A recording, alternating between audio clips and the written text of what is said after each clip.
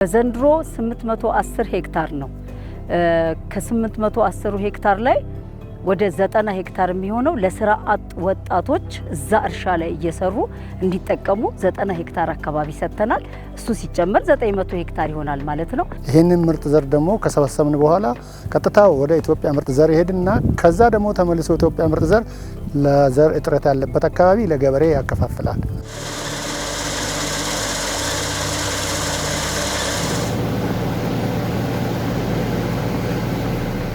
ስጀምር ምንም አልነበርኩም። የእርሻ ሙያ አልነበረኝም። ግን ራሴን በማስተካከልና በማብቃት በትምህርትን በማበልጸግ አሁን ላይ ደርሼ ዋና ስራ አስኪያጅ እስከመሆን ደርሻለሁ። ብዙ ብታገላችሁ በምንም አይነት ራውንድ አፕ ሳንረጭ በማለታችሁ ዛሬ ላይ ይሄን የመሰለ ምርት ልናገኝ ችለናል። በአጠቃላይ ያለነው የባለሀብት ብዛትን ስናይ ወደ ኢንቨስትመንት የተሸጋገሩ ገበሬዎችንም ጨምሮ ወደ 267 የሚሆኑት የግብርና ኢንቨስትመንቶች ኦፕሬሽን ውስጥ ይገኛሉ ማለት ነው በአሁኑ ሰዓት።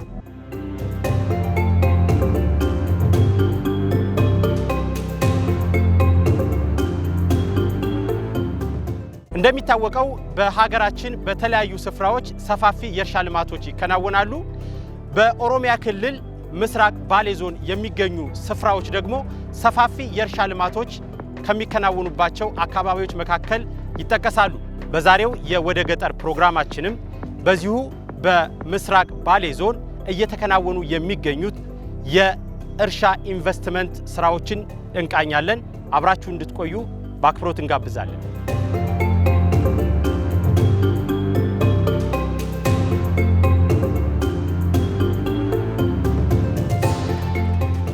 ኦሮሚያ ክልል ምስራቅ ባሌ ዞን አንድ ከተማ አስተዳደርና 7 ወረዳዎችን ያቀፈ ዞን ነው። ከነዚህ ወረዳዎች መካከል አብዛኞቹ ለመካናይዝድ እርሻ ልማት የተመቹና በሰፊው የተንጣለሉ የእርሻ መሬቶች አሏቸው። ይህ በጎሎልቻና በጊኒር ወረዳዎች በሰፊው ለምቶ የሚታየው የስንዴ ማሳም ላነሳነው እውነታ ግልጽ ምስክር ነው። ያለን እርሻ 284 ሄክታር ነው። ያው ለስራ አጥ 30 ሄክታር ከላዩ ላይ ተቆርጧል። 254 ሄክታር ላይ ነው ይሄንን ምርጥ ዘር እያባዛን ያለ ነው። ይሄ ያው እንደምታዩት ይሄኛው ዘር ዝርያ አባይ ይባላል። የኢትዮጵያ ምርጥ ዘር ነው። ያው ሀገሪቷ ላይ ምርጥ ዘር እጥረት ስላለ ዘር ነው የምናባዛ። ቀጥሎ ያለው ብሎክ ላይም ደግሞ ሌላ ዝርያ ዳካ ነው የምናባዛ። ይሄንን ምርጥ ዘር ደግሞ ከሰበሰብን በኋላ ቀጥታ ወደ ኢትዮጵያ ምርጥ ዘር ይሄድና ከዛ ደግሞ ተመልሶ ኢትዮጵያ ምርጥ ዘር ለዘር እጥረት ያለበት አካባቢ ለገበሬ ያከፋፍላል። ድርጅታችን ከመንግስት በኮንትራት የወሰድነው መሬት በ1992 በኢትዮጵያን ካላንደር ነው። ከዛ ጊዜ ጀምሮ ከኢትዮጵያ ምርጥ ዘር ድርጅት ጋራ ስንዴ በማምረት ላይ እንገኛለን።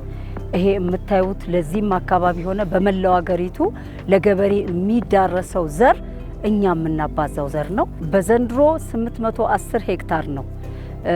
ከ810 ሄክታር ላይ ወደ 90 ሄክታር የሚሆነው ለስራ አጥ ወጣቶች እዛ እርሻ ላይ እየሰሩ እንዲጠቀሙ 90 ሄክታር አካባቢ ሰጥተናል። እሱ ሲጨመር 900 ሄክታር ይሆናል ማለት ነው። ይሄ 90 ሄክታር እንደ ቀላል የምናየው አይደለም። የመሬት ግብሩን የምንከፍለው እኛ ሆነን ወጣቱ ግን ስራ አጡ እየሰራ እየተጠቀመበት ራሱን እየረዳ ቤተሰቡን እያስተዳደረበት ይገኛል። መጀመሪያ ስንመጣ የአካባቢ ገበሬዎች በብዛት ያው የሚያርሰው በበሬም ነበረ። ብዙ ትራክተሮችም አልነበሩም።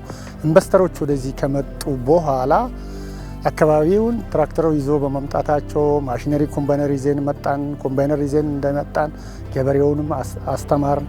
ገበሬው በአሁኑ ሰዓት ብዙ ማሽነሪ እና ብዙ ኮምባይነር ያለበት የገበሬ ግሎ አለ። መጀመሪያ ግን ይህንን ኮምባይነር ትራክተር የእርሻ ማስፋፋት ያመጣ ነው እኛ ነን።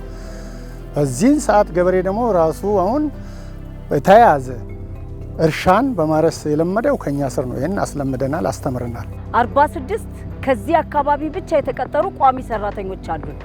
ይሄ ደግሞ በሚዘራበት ሰዓት ለ6 እና ለ7 ወራት እርሻው ከተጀመረ ጀምሮ እንዲህ ዛሬ እስከምናነሳው ቀን ድረስ ጊዜያዊ ሰራተኞች ከ40 በላይ አሉ። ምክንያቱም ይሄንን በመጠበቅ ሌሎች ነገሮችን በመስራት ወደ 40 ጊዜያዊ ሰራተኞች አሉ። ቋሚ ሰራተኞች ግን 46 አሉ። ይሄም በጊኒርም በጎሎልቻም ወረዳ የስራ ግብርና ጡረታ የሰራተኞቻችንን እኛ የምናደርገው ፓርቲሲፔሽን ከ150 ሺህ ብር በላይ በወር እናደርጋለን።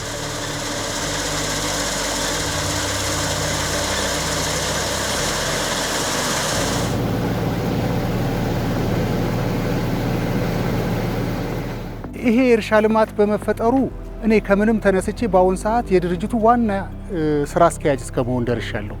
ስጀምር ምንም አልነበርኩም፣ የእርሻ ሙያ አልነበረኝም። ግን ራሴን በማስተካከልና በማብቃት በትምህርትን በማበልጸግ አሁን ላይ ደርሼ ዋና ስራ አስኪያጅ እስከመሆን ደርሻለሁ። የእርሻው ስራ አስኪያጅ እስከመሆን ደርሻለሁ። በዚህ ድርጅት ስመጣ ምንም ነገር አላቅም ነበረ። አሁን ከትራክተር ኦፕሬተር ተነስቼ በየአመቱ እየሄድኩ ስልጠና እየወሰድኩ የማሽን የመዳይት እንትን ምረጫውንም በዘመናዊ አለ መስራ በመስመር አለ 24 ሜትር የሚሰራው በመስመር መስራ እሱንም ሰነጠልኩ። እሱንም በደንብ በቃ ብዙ አይነት ሙያ አግኝቻለሁ እዚህ ድርጅት ከገባው።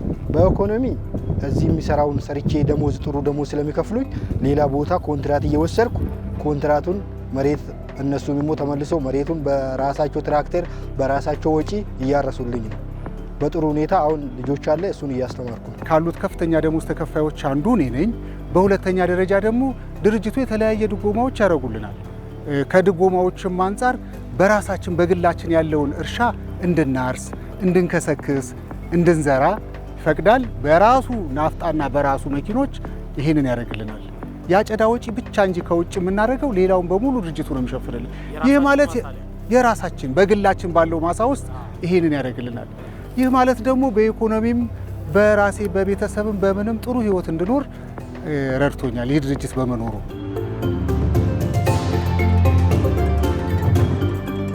የማሳ ዝግጅታችሁ እጅግ በጣም ቆንጆ ነበር። በመዋጠጫውን ያረሳችሁት ራውንድ አፕ መጀመሪያ ረስታችኋል። ምንም እንኳን ኤክስፔንሲቭ ሆኖ ብዙ ብታገላችሁ በምንም አይነት ራውንድ አፕ ሳንረጭ በማለታችሁ ዛሬ ላይ ይህን የመሰለ ምርት ልናገኝ ችለናል እና በጣም ሳላመሰግናችሁ አላልፍም።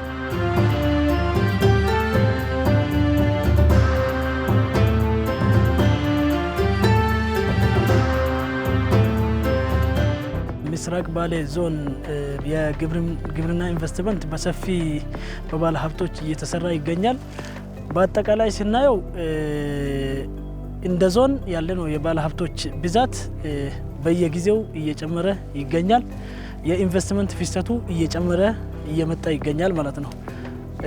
በአጠቃላይ ያለነው የባለ ሀብት ብዛትን ስናይ ወደ ኢንቨስትመንት የተሸጋገሩ ገበሬዎችንም ጨምሮ ወደ 267 የሚሆኑት የግብርና ኢንቨስትመንቶች ኦፕሬሽን ውስጥ ይገኛሉ ማለት ነው። በአሁኑ ሰዓት እንዴት ዛሬው እንደምናየው እህሉም አጨዳ ደርሶ እየታጨደ ይገኛል ማለት ነው። ስለዚህ የኢንቨስትመንት ፍሰቱ ስናይ በባለ ሀብት ብቻ የሚሰራ ሳይሆን አርሶ አደሩም አርብቶ አደሩም ወደ ኢንቨስትመንት ተሸጋግሮ ባለ ሀብት ሆኖ በአሁኑ ሰዓት የኢንቨስትመንቱን ሚና እንደ የሀገር ገቢ ውስጥ የስራ እድል ፈጠራ ስናይ እየጨመረ እየመጣ ይገኛል ማለት ነው በዞናችን።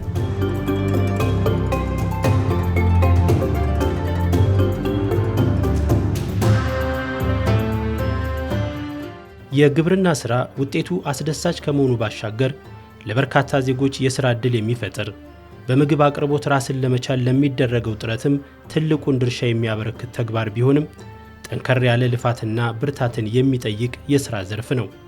ስለሆነም የግል ባለሀብቶች ወደ ግብርና ስራ እንዲሰማሩ የሚመለከታቸው አካላት ሁሉ አስፈላጊውን ድጋፍ ሊያደርጉላቸው ይገባል። እንደ ኢንቨስትመንት እና ኢንዱስትሪ ጽሕፈት ቤት እንደ ዞንም ሆነ በወረዳ ደረጃም በየጊዜው ክትትል ድጋፍ ይደረጋል ማለት ነው ለባለ ሀብቶች። አንደኛ እኛ ጋር ያለው አካባቢ ለእርሻ ወይም ደግሞ ለግብርና በጣም ምቹ ስለሆነ አንደኛ የነሱ ምርት እንዳይወርድ ወይም ደግሞ ዝቅ እንዳይል ድጋፍ ይደረጋል።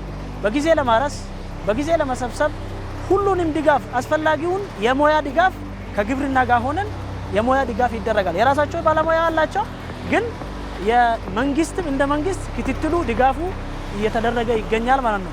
እሱ ብቻ አይደለም። ለምሳሌ የድጋፍ ደብዳቤ እንጽፍላቸዋለን።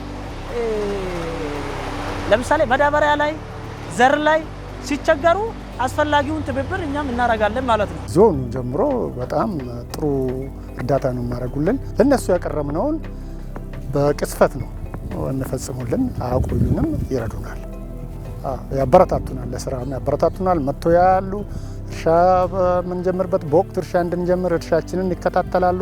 ዘር በወቅቱ እንድንዘራ መጥቶ ይከታተላሉ፣ ያያሉ፣ ከኛ ጋር ይሰራሉ። አንድ ላይ ነው የምንሰራ። ሁልጊዜ ስራ በምትሰራበት አካባቢ ችግሮች አይጠፉም። በነዚህ መካከል ኢንቨስትመንቱ የዞን ኢንቨስትመንቱ የወረዳው በጣም በከፍተኛ በአንድ ስልክ ጥሪ ነው መጥተው ነገሮችን የሚፈቱልን። ስለዚህ እጅግ በጣም እጅና ጓንት ሆነን ነው የምንሰራው ከኢንቨስትመንቱ ጋር።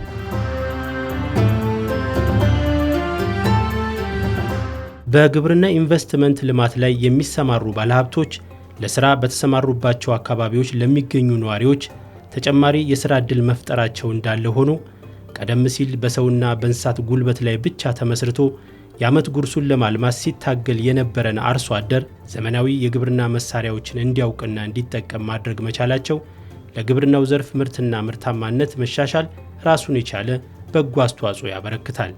በሌላ በኩል ኢንቨስተሮቹ ማህበራዊ ኃላፊነቶቻቸውን በተለያዩ የልማት መንገዶች መግለጽ ሲችሉ ደግሞ መልካም ተግባሮቻቸው ጊዜን ተሻጋሪ ይሆናሉ።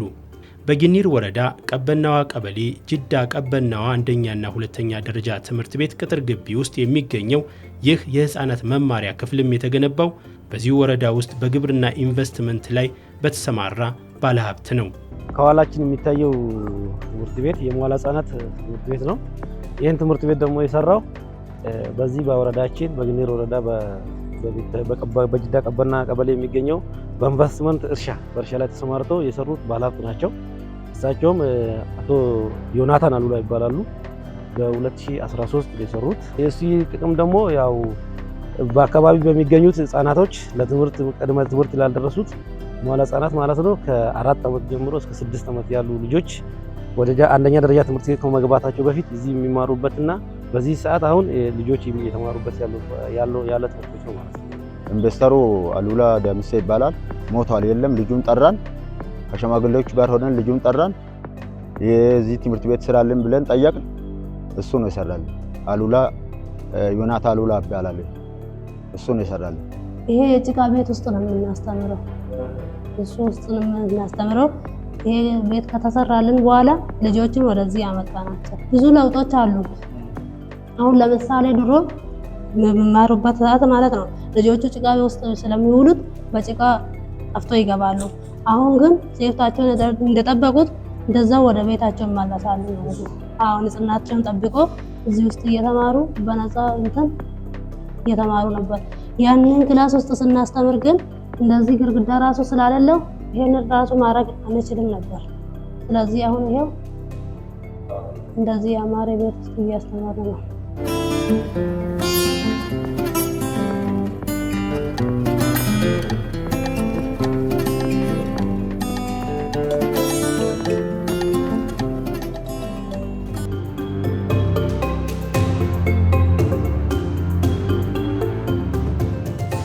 በአሁኑ ወቅት ግብርና ሚኒስቴር የግብርና ኢንቨስትመንት ስራዎችን በአራት ዘርፎች ለይቶ ለየዘርፎቹ አስፈላጊውን ክትትል የሚያደርግ አደረጃጀት ዘርግቷል። እነዚህ ዘርፎችም የአዝርዕት ኢንቨስትመንት፣ የእንስሳትና አሳ ኢንቨስትመንት፣ የሆርቲካልቸር ማለትም የአትክልት የፍራፍሬና የአበባ ኢንቨስትመንት እንዲሁም የውል እርሻ ኢንቨስትመንት ናቸው።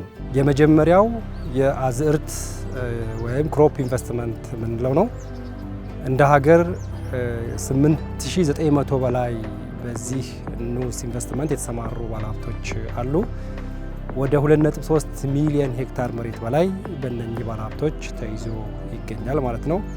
አጠቃላይ እነኚህ ባለሀብቶች በተለይ በቡና ኢንቨስትመንት ላይ ከዛም ባለፈ በማሾ፣ አኩሪ አተር፣ ሰሊጥ አብዛኛው እየተመረተና ኤክስፖርት እየተደረገ ያለ በእነኚህ በክሮፕ ኢንቨስትመንት በምንለው ነው። ሁለተኛ የላይፍ ስቶክ ኢንቨስትመንት የምንለው ነው። በላይፍ ስቶክ ኢንቨስትመንት አሁን ባለን መረጃ ከ5411 በላይ ባለሀብቶች በእንስሳት ኢንቨስትመንት ተሰማርተው ይገኛሉ። ከ59000 ሄክታር መሬት በላይ እነኚህ ባለሀብቶች መሬት ይዘው እየሰሩ ያለበት ሁኔታ አለ። በተመሳሳይ የላይፍ ስቶክ ኢንቨስትመንት ለማክሮ ኢኮኖሚ እያበረከተ ያለው አስተዋጽኦ ትልቅ ድርሻ እንዳለው ይታወቃል ማለት ነው። በሶስተኛ ሆርቲካልቸር ኢንቨስትመንት የምንለው ነው። ወደ 103 ባለሀብቶች የሚጠጉ አሉ። ከ11000 ሄክታር መሬት በላይ ተረክበው ነው እየሰሩ ያሉት። እነኚህ የሆርቲካልቸር ባለሀብቶች መሬት መጠኑ አነስተኛ ነው። ሆኖም ግን ለበርካታ ዜጎች የስራ እድል በመፍጠር እንዲሁም ከቡና በመቀጠል ከፍተኛ የሆነ የውጭ ምንዛሬ እያስገኘ ያለ ሴክተር ነው ሆርቲካልቸር ኢንቨስትመንት ምንለው። ማለትም አትክልት፣ ፍራፍሬ፣ አበባ እነኝን ሁሉ ያካትታል። በአራተኛ ደረጃ ከቅርብ ጊዜ ወዲህ የመጣው የኮንትራክት ፋርሚንግ ኢንቨስትመንት ምንለው ነው። የውል እርሻ ምንለው ወይም ኮንትራክት ፋርሚንግ እንለዋለን። በዚህ በኮንትራክት ፋርሚንግ ሁለት አይነት ሞዳሊቲ ይጠቀማሉ። አንደኛው ሞዳሊቲ ባለሀብቱ በራሱ ጊዜ መሬት ኖሮት የሚፈልገው ቮሊዩም ኦፍ ፕሮዳክሽን ወይም የሚፈልገው ምርት መጠን ከፍተኛ ሲሆን ዙሪያው ካሉ አርሶ አደሮች ጋራ አምራቾች ጋራ ውል ገብቶ ለአምራቹ የተለያዩ ድጋፎችን በማድረግ ቴክኒካል ድጋፎች፣ የፋይናንስ ድጋፍ በማድረግ የሚሰራበት ሁኔታ ነው። በሌላ አግባብ ደግሞ ምንም እንኳን መሬት ባይኖራቸውም ቴክኖሎጂው ካላቸው ከዛም ባለፈ ካፒታሉ አቅሙ ካላቸው ልምዱ ካላቸው እነኚህ ዓለም አቀፍ ድርጅቶች ቀጥታ ሀገር ውስጥ ካሉ ባለሀብቶች ወይም አምራቾች ጋራ አርሶ አደርም ሊሆን ይችላል፣ ባለሀብትም ሊሆን ይችላል፣ የቴክኖሎጂ ጋፕ ያለበት ሆኖ መሬት አለው ከነኚህ ጋር ውል ገብተው መስራት የሚችሉበት ሞዳሊቲ። ከዚህም አንጻር በርካታ ባለሀብቶች በኮንትራክት ፋርሚንግ በሀገር ውስጥም በተለይ ኤክስፖርተሮች፣ አግሮ ኢንዱስትሪ ፓርኮች፣ የውጭ ትልልቅ ባለሀብቶች በዚህ ኢንቨስትመንት ተሰማርተው የሚገኙበት ሁኔታ አለ ማለት ነው። የግብርና ኢንቨስትመንት ስራዎች ከፍ ያለ ትጋትና ድካምን የሚጠይቁ ቢሆንም ከትውልድ ወደ ትውልድ መሻገር የሚችሉ ሀብትና እውቀቶችን የሚያፈሩም ናቸው። በዘርፉ የሚሳተፉ ባለሀብቶችም ራሳቸውን ብቻ ሳይሆን ሀገራቸውን በልዩ ሁኔታ ለማገዝና ለማበልጸግ ቆርጠው የተነሱ ናቸው ማለት ይቻላል። እናም ባለሀብቶቹ በፖሊሲና በሕግ ማዕቀፎች የታገዙ ድጋፎች ያስፈልጓቸዋል። እነኚህ ባለሀብቶች ከቀረጥ ነፃ እንዲያገኙ የሕግ ማዕቀፍ ተዘጋጅቷል። የማሽነሪ የተለያዩ የግብርና ምርትና ምርታማነትን ሊጨምሩ የሚችሉ ከዛም ባለፈ ጉልበትን ሊቀንሱ የሚችሉ ዘመናዊ የሆኑ ቴክኖሎጂዎችን ከቀረጥ ነፃ እንዲያገኙ ግብርና ሚኒስቴር ከሚመለከተው ባለድርሻ አካላት ጋር በመሆን መመሪያ አውጥቷል። ከ550 በላይ የግብርና ሜካናይዜሽን እቃዎች ከቀረጥ ነፃ እንዲወጡ ግብርና በተለየ ሁኔታ ይሰራል። ይሄ አንደኛው ትልቁ ድጋፍ ነው። በሁለተኛ ደረጃ ትላንትና ያልነበረ በተለይ ክሮፕ ኢንቨስትመንት ላይ የተሰማሩ ባለሀብቶች በአቅራቢያቸው ግብዓት እንዲያገኙ፣ ማዳበሪያ እንዲያገኙ በተለየ ሁኔታ መንግስት ድጋፍ እያደረገ ያለበት ሁኔታ አለ ነው። እንደምታውቁት ማዳበሪያ በፊት በነበረው ለአርሶ አደሩ ብቻ ነው ሲመቻች የነበረው። በዚህም አግባብ መንግስት ከፍተኛ የሆነ ድጎማ ያደርጋል ለማዳበሪያ። በዛው አግባብ ባለሀብቶቻችንም እንዲደገፉ በአካባቢያቸው በአቅራቢያቸው ማዳበሪያ እንዲያገኙ፣ ግብዓት እንዲያገኙ መንግስት የተለየ ድጋፍ ያደርጋል። ከክልሎች ጋር ተቀናጅቶ ፌዴራል ከክልሎች ጋር ተቀናጅቶ ድጋፍ ያደርጋል። ከዛም ባለፈ እንግዲህ በፌዴራል ደረጃ ግብርና ኢንቨስትመንት ባለቤት አግኝቷል። ይህንን የሚከታተል አደረጃጀት ተፈጥሯል። ይሄ አደረጃጀት ለባለሀብቱ የቆመ ነው፣ ባለሀብቱን የሚደግፍ ነው። ባለሀብቱ የተለያዩ ድጋፎች ሲፈልግ ድጋፉን የድጋፍ አይነቱን በመለየት ከባለድርሻ አካላት ጋር በመሆን ድጋፍ የሚያደርግ፣ ችግሮች ደግሞ ሲገጥማቸው በክልል ደረጃ የሚፈቱ ችግሮች ይኖራሉ፣ በፌዴራል ደረጃ የሚፈቱ ችግሮች ይኖራሉ። እነኚህን ችግሮች በመለየት ባለሀብቱ ተጠቃሚ እንዲሆን ችግሮች እንዲፈቱለት ከማድረግ አንጻር ብዙ ርቀት እየተሄደ ያለበት ሁኔታ ያለ ነው።